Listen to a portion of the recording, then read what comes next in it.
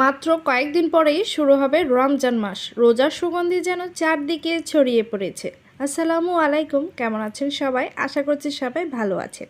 আলহামদুলিল্লাহ, আমরাও ভালো আছি। পৃথিবীর সকল মুসলিম দেশগুলোতে রোজার মাস আসলে সব জিনিসপত্রের দাম কমিয়ে দেওয়া হয়, যাতে করে সবাই সব কিছু কিনতে পারে ও খেতে পারে।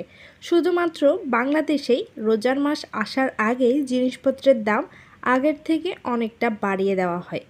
এতটাই দাম বাড়ানো হয়, আপনি অন্যান্য সময় কিনে খেতে পারলেও রোজার সময় কিনে খেতে পারবেন না। যাই হোক, সন্ধ্যার পরে আমার ছোটো ভাই বেশ কিছু বাজার নিয়ে এসেছে, সেগুলোই একটু গুছিয়ে নিচ্ছি।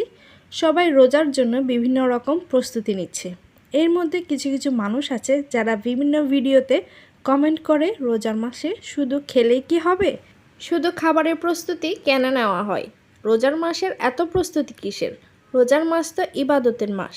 তাদেরকেই বলি, হ্যাঁ, রোজার মাস অবশ্যই ইবাদতের মাস, রহমতের মাস।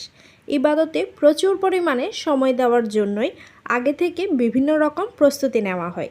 রোজার আগে ঘরের অনেক কাজ আছে যা করতে সময় লাগে, সাথে অনেক ঝামেলাও হয়। সেই সকল কাজগুলো রোজার আগে গুছিয়ে রাখলে আমার মনে হয় অনেকটা সময় সেভ হয়।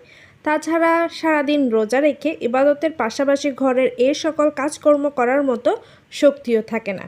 তাই আগে থেকে ঘরের বিভিন্ন রকম কাজ গুছিয়ে নিলেই ভালো। অন্যদিকে আসি, খাবারের কেন এত আয়োজন করা হয়?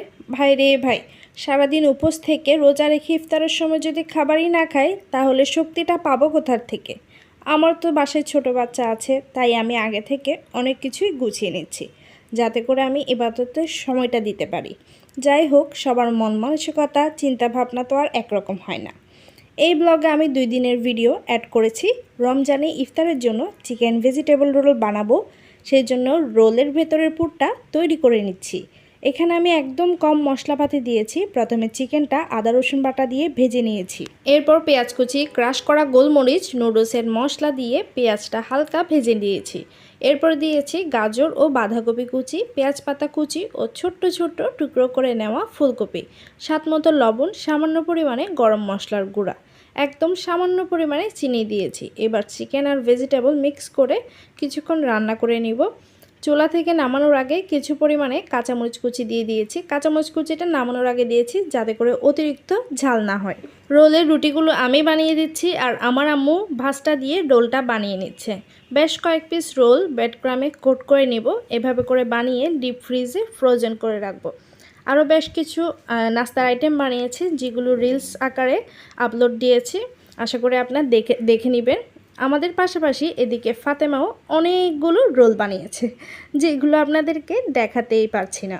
যাই হোক, আম্মু হেল্প করাতে আমার কাজটা অনেক তাড়াতাড়ি শেষ হয়েছে। সো আজকের ভিডিওটা যদি আপনাদের কাছে ভালো লাগে, অবশ্যই ভিডিওতে একটা লাইক করবেন, কমেন্ট করে জানাবেন।